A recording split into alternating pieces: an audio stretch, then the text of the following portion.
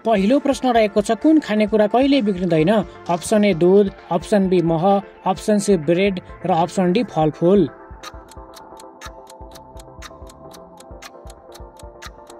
यसको सही उत्तर हो शुद्ध मह। शुद्ध मह कहिले बिग्रिँदैन। अर्को प्रश्न रहेको छ फ्रेन्च फ्राइजको उत्पत्ति कुन देशमा भएको मानिन्छ?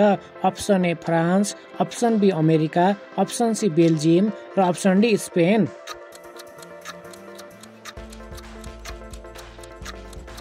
यसको सही उत्तर हो बेल्जियम। फ्रेन्च फ्राइजको उत्पत्ति बेल्जियममा भएको मानिन्छ। अर्को प्रश्न रहेको छ प्राचीन समयमा गाजरको रङ कस्तो थियो? अप्सन ए सुन्तला, अप्सन बी हरियो, अप्सन सी बैजनी र अप्सन डी रातो।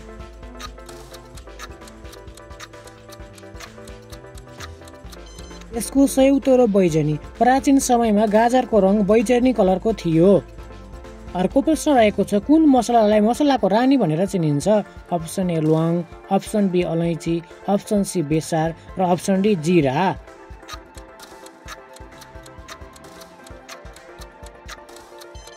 यसको सही उत्तर अलैँची। अलैँचीलाई मसलाको रानी भनेर चिनिन्छ।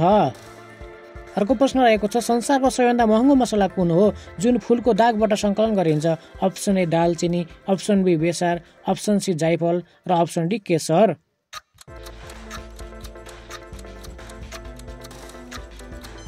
यसको सही उत्तर हो केसर। केसरले संसारको सबैभन्दा महँगो मसला भनेर चिनिन्छ। अर्को प्रश्न रहेको छ आलुलाई कुन देशको मूल बाली मानिन्छ? Option A Bharat, option B चीन, अप्सन सी पेरु र अप्सन डी इजिप्ट।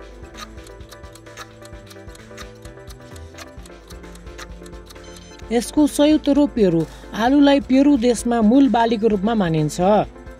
अर्को प्रश्न रहेको छ पिज्जाको उत्पत्ति कुन देशबाट भएको हो? Option A America, option B France, option C Italy र अप्सन डी ग्रिस।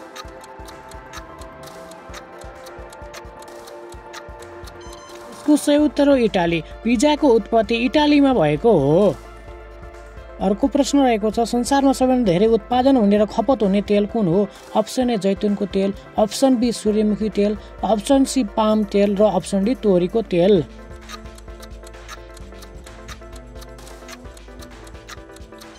यसको सही उत्तर हो पाम तेल। संसारको सबैभन्दा धेरै उत्पादन र खपत हुने तेल पाम तेल हो। अर्को प्रश्न रहेको छ अन्डाको बाहिरी खोल लगभग कति प्रतिशत क्याल्सियम कार्बोनेटले बनेको हुन्छ? Option A 50%, option B 75%, option C 95% र अप्सन डी 30%।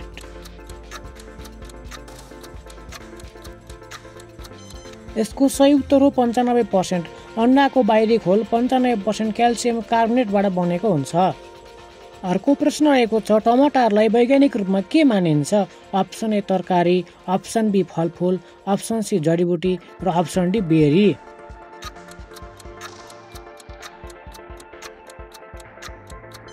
यसको सही उत्तर हो फलफुल। टमाटर सामान्यतया तरकारी रूपमा प्रयोग गरिने भए पनि यसलाई फलफुलको श्रेणीमा राखिएको हुन्छ। अर्को प्रश्न रहेको छ प्राकृतिक रूपमा चिनीको मात्रा धेरै हुने र संसारभरि सबैभन्दा धेरै रोपिने फल कुन हो? अप्सन ए स्याउ, अप्सन बी अङ्गुर, अप्सन सी खजुर र अप्सन डी मेवा।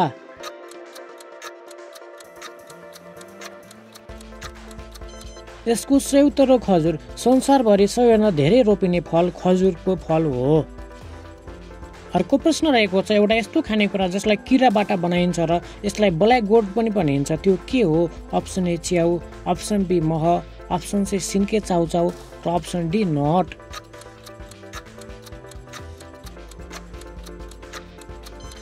यसको सही उत्तर रहेको छ मह।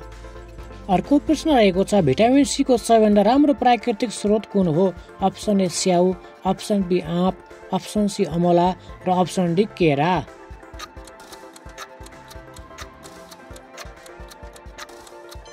यसको सही उत्तर रहेको छ अमला। भिटामिन सी को सबैभन्दा राम्रो प्राकृतिक स्रोत अमला हो। अर्को प्रश्न रहेको छ कुन भिटामिनलाई घामको भिटामिन पनि भनिन्छ जुन हाम्रो शरीरले सूर्यको प्रकाशबाट बनाउन सक्छ? Option A vitamin A, option B vitamin बी12, अप्सन सी भिटामिन डी र अप्सन डी भिटामिन के।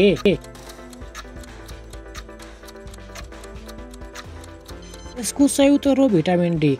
सूर्यको प्रकाशबाट बनाउन सकिने भिटामिन डी हो। अर्को प्रश्न रहेको छ हाम्रो शरीरको हड्डी र दाँतको विकासका लागि सबैभन्दा महत्त्वपूर्ण खनिज कुन हो? Option A iron, option B potassium, option C calcium र अप्सन डी सोडियम।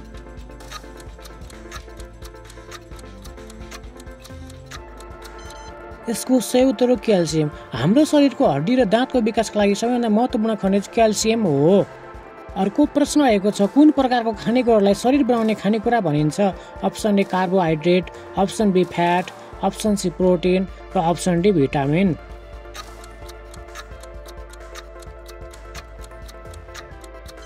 यसको सही उत्तर हो प्रोटिन। प्रोटिनलाई शरीर बनाउने खानेकुरा भनेर चिनिन्छ। अर्को प्रश्न रहेको छ सबैभन्दा महँगो चिज कुन जनावरको दुधबाट बनाइन्छ? अप्सन ए गाई, अप्सन बी भेडा, अप्सन सी सर्बियाको पोथी गधा र अप्सन डी भैँसी।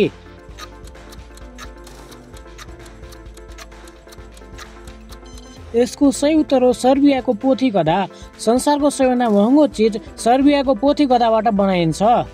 अर्को प्रश्न रहेको छ विश्वको सबैभन्दा धेरै प्रयोग हुने पेय पदार्थ कुन हो? अप्सन ए दूध, option B wine, option C coffee र अप्सन डी चिया।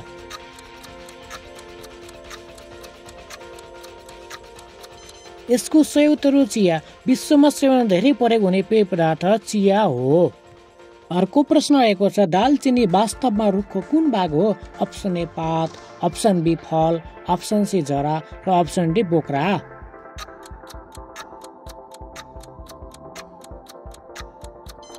यसको सही उत्तर हो बोक्रा। दालचिनी रुखको बोक्राबाट बनाइन्छ। अर्को प्रश्न रहेको छ वैज्ञानिक रूपमा कुन च्याउको डिएनए मानव डिएनएसँग मिल्दोजुल्दो हुन्छ? अप्सन ए सिटाके, अप्सन बी सेतो बटन च्याउ, अप्सन सी ट्रफल र अप्सन डी पोर्चिनी।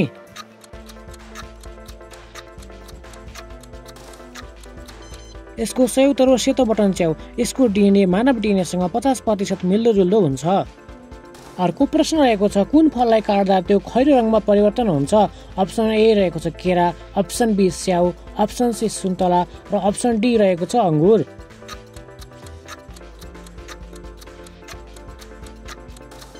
यसको सही उत्तर हो स्याउ। स्याउलाई काट्दा तुरन्त खैरो रङमा परिवर्तन हुन्छ। अर्को प्रश्न रहेको छ दूधबाट दही बन्ने प्रक्रियामा मुख्यतया कुन प्रकारको एसिड उत्पादन हुन्छ? Option A acetic acid, option B citric acid, option C lactic acid र अप्सन डी हाइड्रोक्लोरिक एसिड।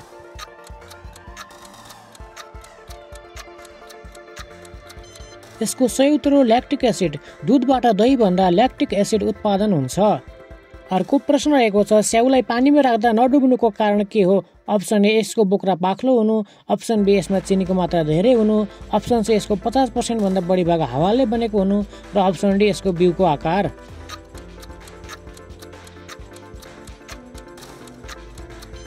यसको सही उत्तर हो यसको 50% भन्दा बढी भाग हावाले बनेको हुनु। अर्को प्रश्न एउटा मात्र यस्तो फलफुल कुन हो जसको बिउ फलको बाहिरी भागमा हुन्छ? Option A kiwi, option B स्याउ, अप्सन सी स्ट्रबेरी र अप्सन डी अनार।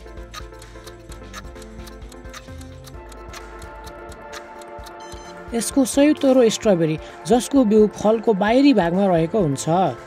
अर्को प्रश्न रहेको छ प्याज काट्दा आँखाबाट आँसु आउनुको कारण के हो? अप्सन ए यसमा भएको एसिडको मात्रा, अप्सन बी प्याजमा सल्फरयुक्त रसायन हुनु, अप्सन सी यसमा भएको उच्च नुनको मात्रा र अप्सन डी चिसो तापक्रम।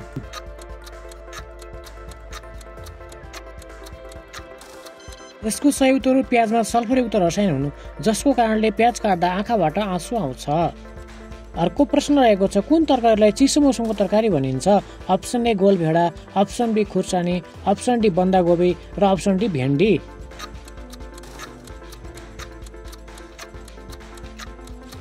यसको सही उत्तर हो बन्दागोबी। बन्दागोबीलाई चिसो मौसमको तरकारी भनेर चिनिन्छ। अर्को प्रश्न रहेको छ कुन जनावरको कान पखेटा जस्तै चल्छ? अप्सन ए कुकुर, अप्सन बी हात्ती, अप्सन सी बाख्रा र अप्सन डी गाई।